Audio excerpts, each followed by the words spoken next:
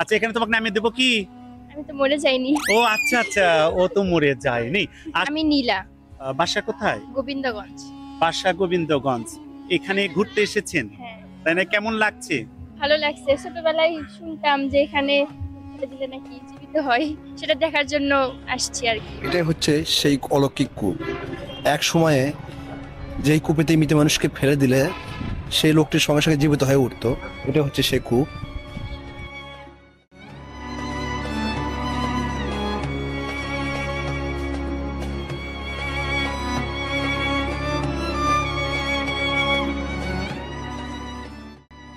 এটা একটা জিউৎকুণ্ড, একটা সুন্দর একটি, আমরা বাংলা দিয়ে বলি ইন্দ্রা, আর কেউ বলে কুয়া। এই কুয়ার মধ্যে যখন মৃত মানুষকে ফেলে দেয়, জীবিত হয়ে ওঠে, সেই জিউৎকুণ্ড।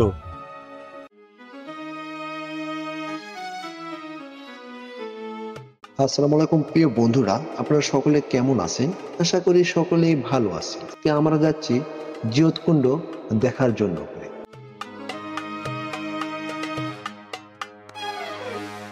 আজ থেকে ২৫০০ বছর পূর্বে যে কূপেতে মৃত লোককে ফেলে দিলেই সঙ্গে সঙ্গে জীবিত হয়ে ওঠে, আমরা সেই কূপের ইতিহাস সম্পর্কে আপনাদেরকে জানাবো।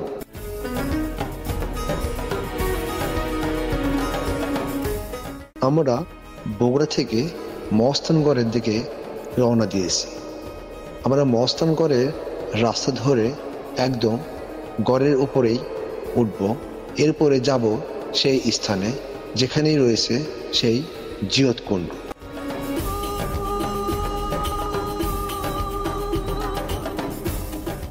জিয়তকুণ্ড বাংলাদেশের মহস্থানগড়ে অবস্থিত একটি কূপ ও বাংলাদেশের অন্যতম প্রত্নতান্ত্রিক নিদর্শন।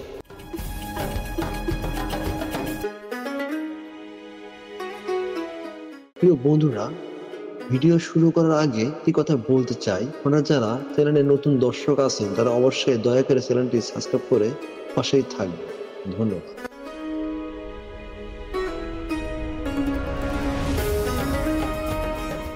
জিয়তকুণ্ডের নির্মাণকাল সম্পর্কে বিস্তারিত জানা যায়, তবে ইতিহাসবিদগণ মনে করে রাজা পরশুরামের শাসন আমলে তার দ্বারাই এই কূপটি খনন করা হয়েছে। সেই অনুসারে এই কূপটি খনন করা হয় ১৮০০ শতক থেকে ১৯ শতকের মাঝামাঝি সময়ে পরশুরাম প্রাসাদের নির্মাণের সময়।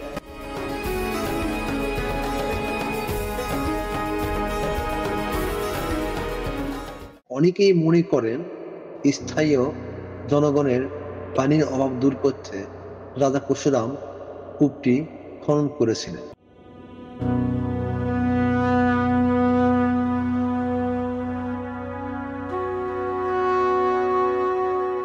অমরকূপ নামে স্থায়ীভাবে পরিচিত এই কূপের পরিভাগের ব্যাস ৩.৮৬ মিটার ও নিচের দিকে ক্রমশই ছোট হয়ে গিয়েছে। একটি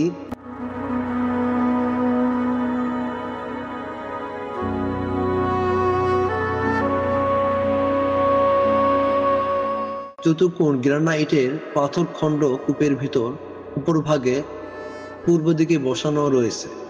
ধারণা করা হয় পানি উত্তোলনের সুবিধার্থে এটি ব্যবহার করা হতো।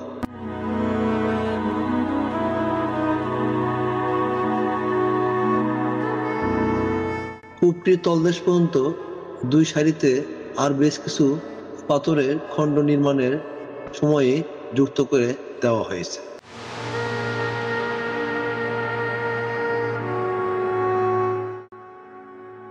এটাই হচ্ছে সেই অলৌকিক কূপ। এক সময়ে যেই কূপেতে মৃত মানুষকে ফেলে দিলে সেই লোকটির সঙ্গে সঙ্গে জীবিত হয়ে উঠতো, এটা হচ্ছে সেই কূপ। আবার কিংবদন্তি অনুসারে এই কূপের পানিতে অলৌকিক ক্ষমতা ছিল, যা পান করলে মৃত মানুষও সঙ্গে সঙ্গে জীবিত হয়ে উঠত। কিংবদন্তি অনুসারে পরশুরাম যখন শাহ সুলতান বলখি মাইসরের সাথে যুদ্ধে লিপ্ত হয়েছিলেন,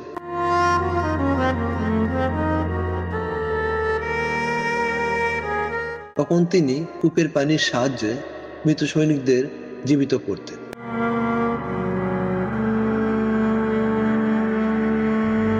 এটি শাহ সুলতান শোনার পর তিনি একটি চিলের সাহায্য নিয়ে এক টুকরো গরুর মাংস এই কূপে ফেলে দেন।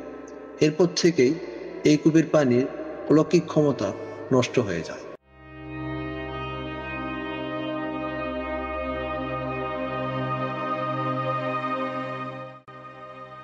এটা একটা জিউত কুণ্ড, একটা সুন্দর একটি, আমরা বাংলাদেশী বলি ইন্দ্রা আর কেউ বলে কুয়া। এই কুয়ার মধ্যে যখন মৃত মানুষকে ফেলে দেয় জীবিত হয়ে ওঠে সেই জিউত কুণ্ড, 2500 বছরের ইতিহাসের সেই জিউত কুণ্ড।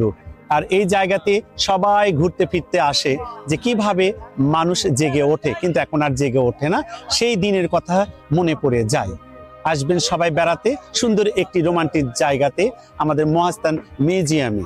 আসসালামু আলাইকুম।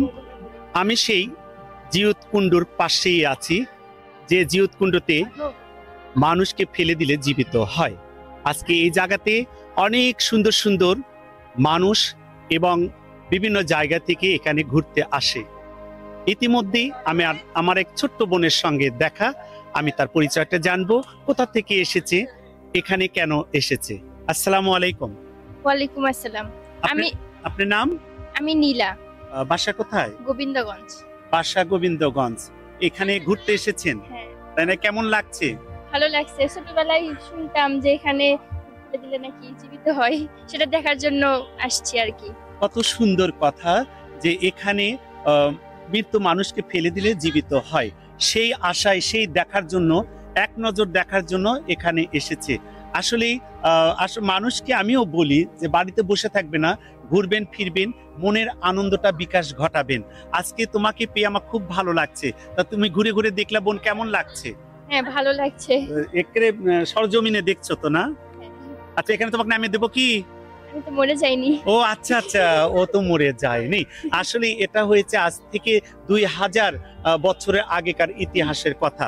আসলে আমরা তো কয়েকদিনের মানুষ। তা তোমার ঘুরে ঘুরে কেমন লাগছে? ভালো লাগছে তো না? হ্যাঁ, ভালো লাগছে। আচ্ছা, সবাই কে কে আসছে তোমার সঙ্গে? আমার ভাইয়েরা আসছে।